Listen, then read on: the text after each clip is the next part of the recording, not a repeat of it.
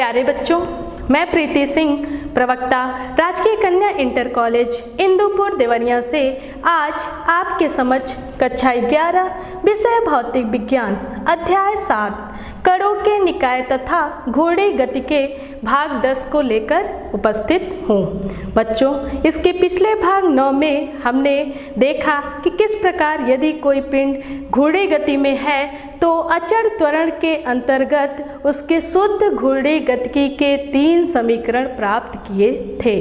उस समीकरण का हमने शुद्ध स्थानांतरीय गतिकी के समीकरण से तुलना की। उसके पश्चात किसी अचल अक्ष के परितः घूर्णन करते हुए पिंड पर लगने वाले बाह्य बल आघूर्ण के द्वारा किया गया कार्य का परिकलन किया गया। बच्चों, उसी क्रम में आज हम इस भाग में अध्ययन को और आगे बढ़ाते हैं। तो सबसे पहले आइए हम देखते हैं कि इस भाग के हमारे आज के चर्चा के बिंदु क्या क्या हैं। तो सबसे पहले हम अचल अक्ष के परितः घोड़े गति में शक्ति के समीकरण का निगमन करेंगे, देखेंगे।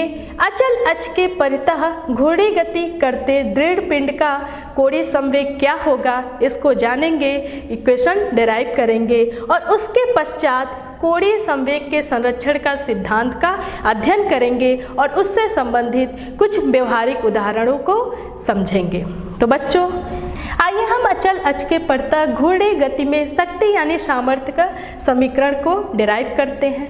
बच्चों, हम जानते हैं कि किसी भी घूर्णन करते हुए पिंड पर लगने वाले बाह्य बल आघूर्ण टाउ के कारण जो किया गया कार्य होता है उसका समीकरण होता है dw = tau into D theta. इसका हमने पिछले भाग में इस समीकरण को निगमन भी किया था। इसको dt से भाग देने पर यह हमें प्राप्त होगा dw upon dt = tau into D theta upon dt। बच्चों, कार्य करने की दर शक्ति या सामर्थ्य कहलाती है, जिसे हम P से डिनोट करते हैं, और D theta upon dt। Theta क्या है? कोणीय विस्थापन। समय के सापेक्ष कोणीय विस्थापन में परिवर्तन की दर को कोणीय वेग यानी ओमेगा बोलते हैं। तो यहाँ डी थीटा अपॉन dt की जगह हम क्या लिखेंगे? ओमेगा। तो ये हो जाएगा tau omega, P = tau omega. क्यों? क्योंकि यहाँ पे dw अपॉन dt = P है और d थीटा अपॉन dt = क्या है? ओमेगा। तो यहाँ से P = टाउ ओमेगा आया। बच्चों, इस समीकरण की तुलना हम स्थानांतरित गति में शक्ति के समीकरण से कर सकते हैं, जहाँ पे P = F इंटू भी आता है। बच्चों, ये जो P = टाउ ओमेगा है, ये ताक्षणिक शक्ति के लिए समीकरण है। बच्चों, हम जानते हैं कि पूर्णतः दृढ़ पिंड के जो विभिन्न कण होते हैं उनकी आंतरिक गति नहीं होती है, यानी कि जो बाह्य बल आघूर्णों के द्वारा किया गया कार्य होता है वो विसरित नहीं होता है। परिणाम स्वरूप जो पिंड की गतिज ऊर्जा में वृद्धि होती है और यह गतिज ऊर्जा में वृद्धि इस कार्य करने की दर के बराबर ही होती है। तो बच्चों, मान लीजिए कि गतिज ऊर्जा K है, K = यहाँ पे क्या हो जाएगा? ½ I ओमेगा स्क्वायर। गतिज ऊर्जा में वृद्धि की दर हम निकाल सकते हैं। गतिज ऊर्जा में वृद्धि की दर, इसको हम लिख सकते हैं d/dt of ½ I omega square. बच्चों, यहाँ पे हम ये मानते हैं कि जो मोमेंट ऑफ इनर्शिया है वो समय के साथ परिवर्तित नहीं हो रहा है, अर्थात उसका द्रव्यमान नियत है और पिंड दृढ़ बना है। तो इस प्रकार ये I कांस्टेंट हो जाएगा और इसको हम लिख सकते हैं ½ I d/dt of omega square. और इसको जब डिफ्रेंशिएट करेंगे तो ये आ जाएगा 1/2i into 2 omega D omega upon D T.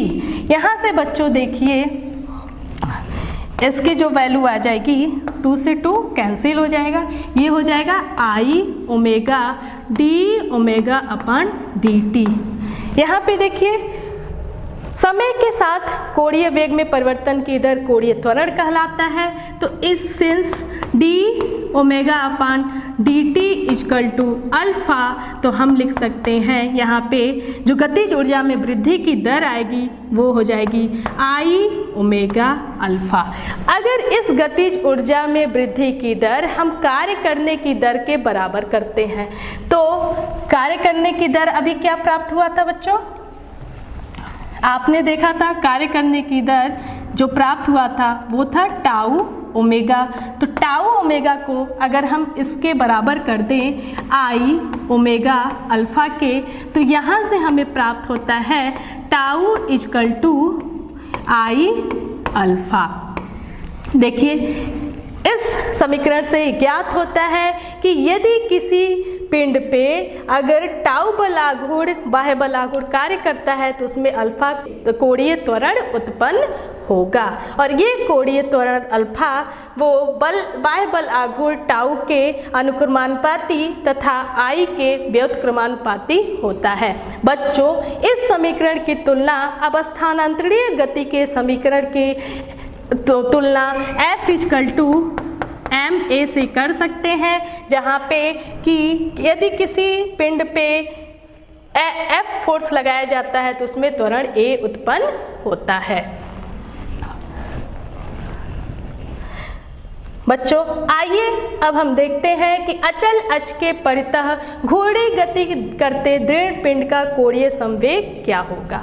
बच्चों आपने कणों के निकाय के कोणीय संवेग का अध्ययन किया है और हम जानते हैं कि n कणों के कोणीय संवेग का जो व्यापक समीकरण होता है वो होता है vector L equal to sigma I equal to 1 to n R I cross P I। बच्चों अब हम यहाँ पे अचल अक्ष के परितः घूर्णन करते करते दृढ़ पिंड के कोणीय संवेग पे विचार करेंगे। यहाँ पे अक्ष अचल है, तो बच्चों इस प्राप्त समीकरण को उसके सरलतम रूप में ला के हम दृढ़ पिंड के जो विभिन्न कण हैं उनका कोणीय संवेग ज्ञात करेंगे, फिर उनको एक साथ ऐड करके हम पूरे पिंड का कोणीय संवेग ज्ञात करेंगे। तो बच्चों ये जो व्यापक समीकरण है vector equal to sigma I equal to 1 to n vector R I cross vector P I. बच्चों ये i equal to 1 to n कणों के लिए है, तो एक कण के लिए हम क्या लिख सकते हैं? एकाकी कण के लिए इस समीकरण को लिखा जा सकता है कि small l vector equal to r vector cross p vector.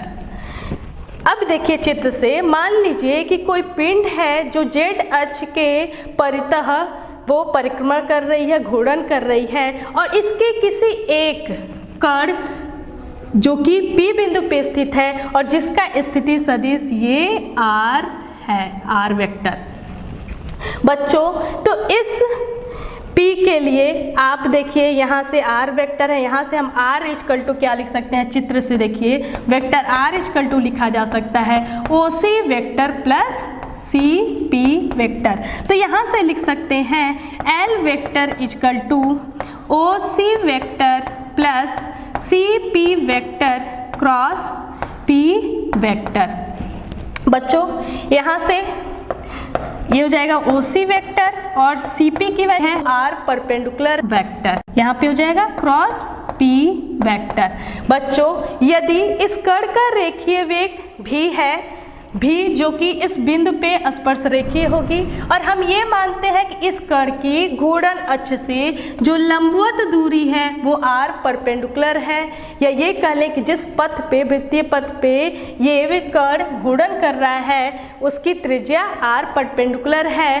तो ये रेखीय वेग क्या हो जाएगा, अगर ये कण ओमेगा कोणीय वेग से घूर्णन कर रहा है तो रेखीय वेग हो जाएगा, का जो परिमाण होगा रेखीय वेग का वो हो जाएगा ओमेगा आर परपेंडिकुलर। बच्चों यहाँ से ये है v equal to omega R perpendicular, और इस इक्वेशन में अगर हम देखें यहाँ पे क्या है p, तो p को हम लिख सकते हैं OC vector plus r perpendicular vector, और ये चूंकि मोमेंटम है, रेखीय संवेग है, इसको हम लिख सकते हैं क्रॉस mv वेक्टर। यहाँ से बच्चों आप देखिए हम लिख सकते हैं L vector equal to OC vector cross mv vector plus r perpendicular vector cross mv vector. बच्चों अगर आप ये देखें r परपेंडिकुलर क्रॉस mv, इसका या ये कह लें कि ये cp क्रॉस mv का अगर हम दिशा देखें तो हम दाहिने हाथ से इसकी दिशा निकाल सकते हैं, और हम देखेंगे कि ये इसकी जो डायरेक्शन आएगी ये देखिए इस अक्ष के अनुदिश होगा, इस z अक्ष के अनुदिश होगा। तो इस कंपोनेंट को हम लिख सकते हैं r perpendicular cross mv vector को हम लिख सकते हैं इसको कि r परपेंडिकुलर इसका जो परिमाण है m और v का जो परिमाण है omega r perpendicular into k unit vector. ये बच्चों चूंकि z अक्ष के अलॉन्ग है तो इसको हम कोणीय संवेग का जो एक घटक का नाम देंगे और वो हो जाएगा Lz। तो Lz की वैल्यू इतनी आएगी, इसमें अगर पुट करें तो L की वैल्यू आ जाएगी OC vector cross mv vector plus r perpendicular, यहाँ से देखिए ये क्या हो जाएगा m r perpendicular square omega into k unit vector. ये P पे स्थित कण के लिए कोणीय संवेग होगा। बच्चों OC cross MV, OC cross MV अगर आप दाहिने हाथ के रूल से देखेंगे तो ये घूर्णन अक्ष के लंबवत होगा, इसको हम L परपेंडिकुलर लिख सकते हैं। बच्चों ध्यान दीजिए कि इसको हम लिख सकते हैं L vector equal to small l perpendicular vector plus small lz vector. बच्चों lz की जो डायरेक्शन है घूर्णन अक्ष के अनुदिश है, जबकि l का डायरेक्शन घूर्णन अक्ष के अनुदिश नहीं है। कहने का मतलब है कि ये जरूरी नहीं है कि कोणीय संवेग घूर्णन अक्ष के अनुदिश हो, या दूसरे शब्दों में ये जरूरी नहीं है कि कोणीय संवेग l और जो कोणीय वेग ओमेगा का डायरेक्शन सेम हो। बच्चों जबकि हमने स्थानांतरित गति में देखा था कि संवेग जो होता है वे वेग के अनुदिश ही होता है। तो बच्चों अब हम ये तो एक कण के लिए था, अब अलग अलग कणों के लिए यानी कि n कणों के लिए अगर हम इसको निकालें तो हम इसको समेशन कर सकते हैं। तो इस प्रकार बच्चों हम लिख सकते हैं कि L वेक्टर इक्वल टू हो जाएगा सिग्मा L I, अलग अलग कण के लिए निकालें, और ये हो जाएगा sigma L I perpendicular plus sigma L I Z vector. बच्चों अभी हमने देखा कि यहाँ पे जो परपेंडिकुलर था वो क्या था,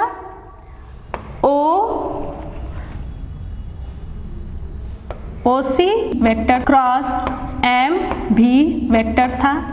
तो इसको हम लिख सकते हैं sigma OCI cross MIVI plus इसकी जो वैल्यू थी ये हो जाएगी sigma MR perpendicular MI perpendicular square omega K vector. बच्चों यहाँ से देखिए, यहाँ से अगर इस पूरे पिंड के कोणीय संवेग को दो घटकों में डिवाइड किया जाए तो हम लिख सकते हैं Lz इक्वल टू आ जाएगा सिग्मा MI RI परपेंडिकुलर और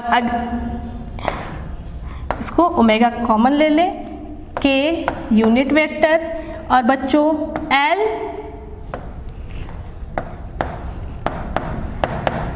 sigma O C I vector cross M I भी आई वेक्टर। बच्चों यहाँ से देखिए sigma M I R I perpendicular square क्या हो जाएगा, इस अक्ष के परितः जड़त्व आघूर्ण, तो हम इसको लिख सकते हैं आई ओमेगा के यूनिट वेक्टर। अर्थात यहाँ से हमने देखा कि जो एल जेड की वैल्यू आ रही है वो क्या आ रही है, आई ओमेगा के यूनिट वेक्टर। बच्चों अब एल परपेंडिकुलर देखिए, इसको समझने की कोशिश कीजिए।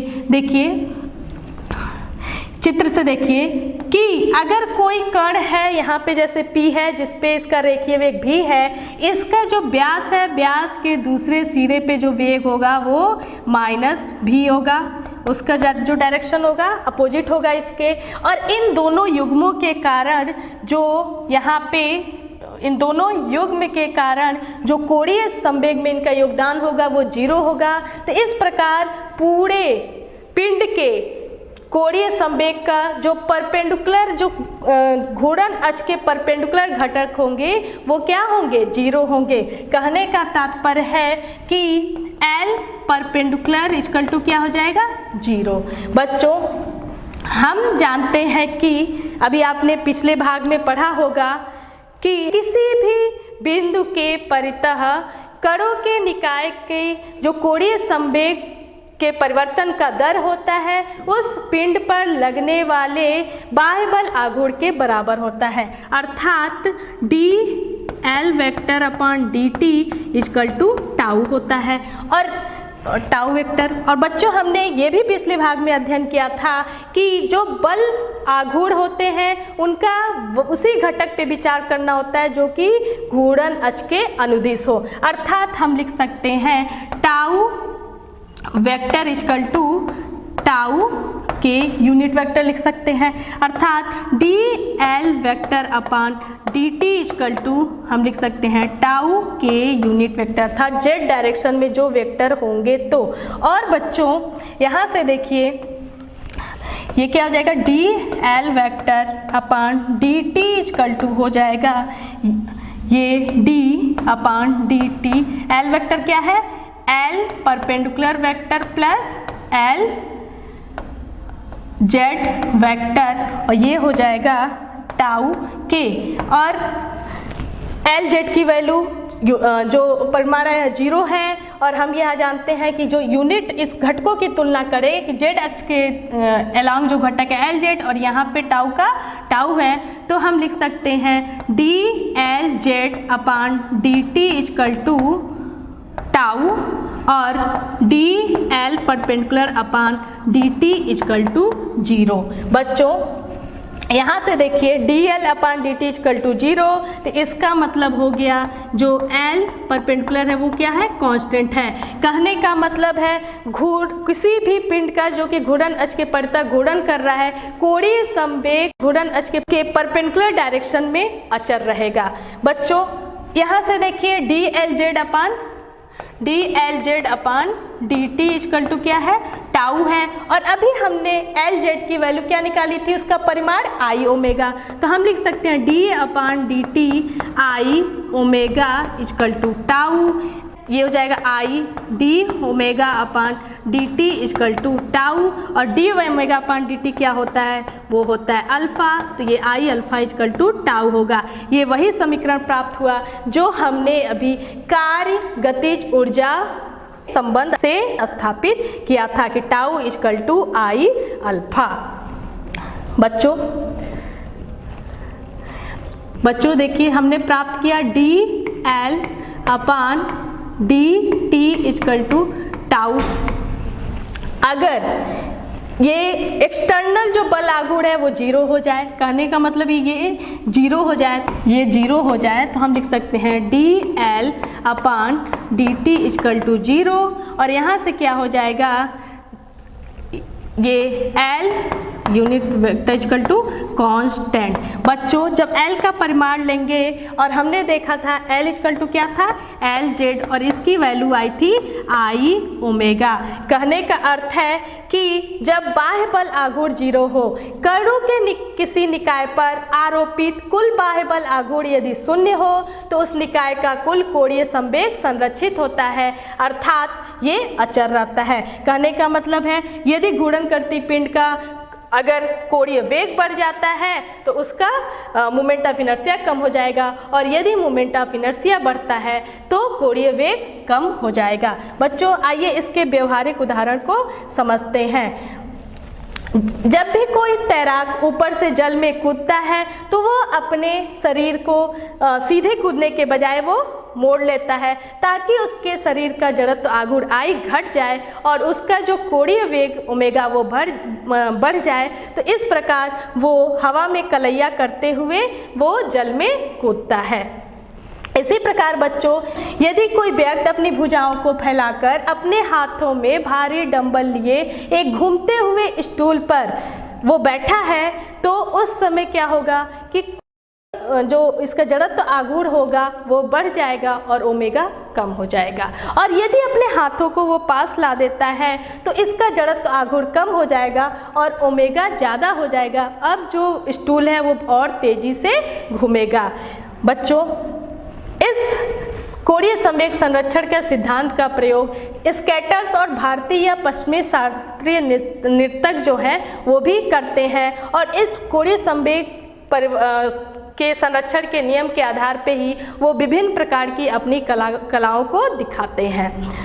बच्चों आइए इसको और अच्छे से समझते हैं इस उदाहरण के द्वारा कि कोई व्यक्ति एक घूमते हुए प्लेटफॉर्म पर खड़ा है, उसने अपनी दोनों बाहों फैला रखी हैं और उनमें से प्रत्येक में 5 kg भार पकड़ रखा है। प्लेटफॉर्म का कोणीय चाल 30 रिवॉल्यूशन पर मिनट है, यानी कि 30 चक्कर प्रति मिनट। फिर वह अपनी व्यक्ति बाहों को अपने शरीर के पास ले आता है, जिससे घूर्णन अक्ष से प्रत्येक भार की दूरी 90 सेंटीमीटर से बदलकर 20 सेंटीमीटर हो जाती है। प्लेटफॉर्म सहित व्यक्ति के जड़त्व आघूर्ण का मान 7.6 kg पर मीटर स्क्वायर ले सकते हैं। बच्चों क्वेश्चन में हमें ज्ञात करना है कि उसका नया कोणीय वेग क्या होगा यदि घर्षण की उपेक्षा की जाए, और दूसरा कि क्या इस प्रक्रिया में गतिज ऊर्जा संरक्षित होती है, यदि नहीं तो इसमें परिवर्तन का स्रोत क्या है।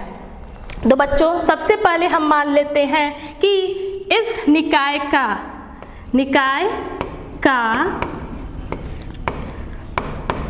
प्रारंभिक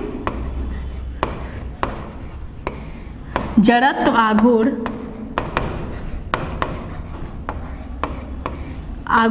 I1 है, वह कोणीय वेग ओमेगा 1 है। इसी प्रकार निकाय का अंतिम जड़त्व आघूर्ण I2 वह कोणीय वेग क्या हो जाएगा ओमेगा 2 है। तो कोणीय संवेग के संरक्षण के सिद्धांत से बच्चों क्या हो जाएगा I1 omega 1 equal to I2 omega 2। बच्चों हम ये मान लेते हैं कि व्यक्ति और जो प्लेटफॉर्म है उसका जड़त्व आघूर्ण I0 है, और जो व्यक्ति ने जो द्रव्यमान को अपने हाथों में लिया है प्रत्येक द्रव्यमान m है और उसकी जो दूरी है वो R1 इक्वल टू 90 सेंटीमीटर यानी 0.90 मीटर, और R2 इक्वल टू 20 सेंटीमीटर यानी कि 0.20 मीटर है। बच्चों यहाँ से देखिए हम सबसे पहले यहाँ पे I0 क्या दिया है, ये दिया है 7.6 kg मीटर स्क्वायर। हम I1 की वैल्यू ज्ञात करेंगे तो I1 इक्वल टू हो जाएगा I0 प्लस 2, क्योंकि दोनों हाथों में इसने द्रव्यमान लिया है और m की वैल्यू कितनी है आप देखिए 5 kg, तो यहाँ पे हम 2m R1 स्क्वायर हो जाएगा। यहाँ से I0 की वैल्यू हम 7.6 kg मीटर स्क्वायर प्लस 2 मास की वैल्यू है 5, r1 डिस्टेंस क्या होता है 0.90 मीटर का स्क्वायर, और इसको हम सॉल्व करेंगे तो आप देखिए 7.6 प्लस, और इसकी वैल्यू आ जाएगी 15.7 kg मीटर स्क्वायर। इसी प्रकार बच्चों हम I2 लिख सकते हैं, I2 equal to I0 plus 2m R2 square. यहाँ पे I0 की वैल्यू है 7.6 प्लस 2, m की वैल्यू है 5, R2 की वैल्यू हो जा रही है 20 सेंटीमीटर या 0.20 मीटर, और इसको सॉल्व करेंगे तो हमें प्राप्त होगा 8.0 kg मीटर स्क्वायर।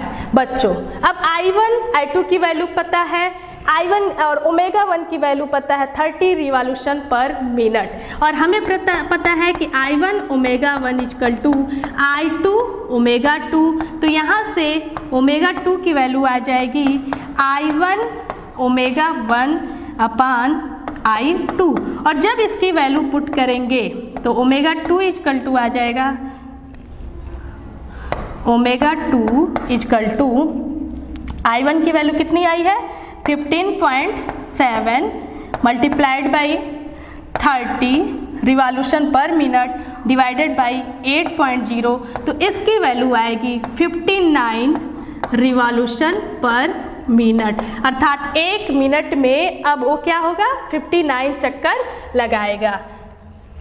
बच्चों यहाँ से आप देख सकते हैं कि I2 की वैल्यू कम होती है तो चक्रों की संख्या बढ़ जाती है। दूसरा क्वेश्चन है कि क्या इस प्रक्रिया में गतिज ऊर्जा संरक्षित होगी, तो बच्चों हम पहले प्रारंभिक गतिज ऊर्जा निकाल लेते हैं। मान लीजिए K1 इक्वल टू हो जाएगा हाफ I1 ओमेगा 1 स्क्वायर, और यहाँ पे हाफ I1 की वैल्यू आई थी 15.7, ओमेगा 1 यहाँ पे प्रति मिनट में चक्रों की संख्या है, हम उसको रेडियन में चेंज करेंगे, और रेडियन में ओमेगा इक्वल टू होता है बच्चों 2 पाई n, n होता है चक्रों की संख्या प्रति सेकेंड, तो यहाँ से हम लिख सकते हैं 2 इंटू 3.14, और 1 मिनट में चक्रों की संख्या तो 1 सेकेंड में चक्रों की संख्या हो जाएगी 30/60 स्क्वायर, और इसको जब हम सॉल्व करते हैं तो इसकी वैल्यू आएगी 77.4 जूल। इसी प्रकार K2 की वैल्यू आएगी हाफ I2 ओमेगा 2 स्क्वायर, ये हो जाएगा हाफ I2 की वैल्यू आई थी 8.0 इंटू 2 इंटू 3.14 इंटू 59/60 स्क्वायर, और इसकी वैल्यू आ जाएगी बच्चों 152 जूल, अर्थात गतिज ऊर्जा परिवर्तित हो रही है, चेंज हो रही है। पहले प्रारंभिक गतिज ऊर्जा 77.4 जूल थी, अब 152 जूल हो गई है। कहने का मतलब है इस प्रक्रिया में गतिज ऊर्जा संरक्षित नहीं रहती, और यह गतिज ऊर्जा व्यक्ति द्वारा किए गए कार्य से मिलती है। तो बच्चों आशा करते हैं कि आपको आज का ये भाग समझ में आया होगा, तो जल्दी से आप ए ग्रे का नोट करिए और इससे संबंधित बुक में भी जो भी क्वेश्चन होंगे उसको सॉल्व करिएगा। अगले भाग में आपको लोटनिक गति के बारे में बताया जाएगा। धन्यवाद।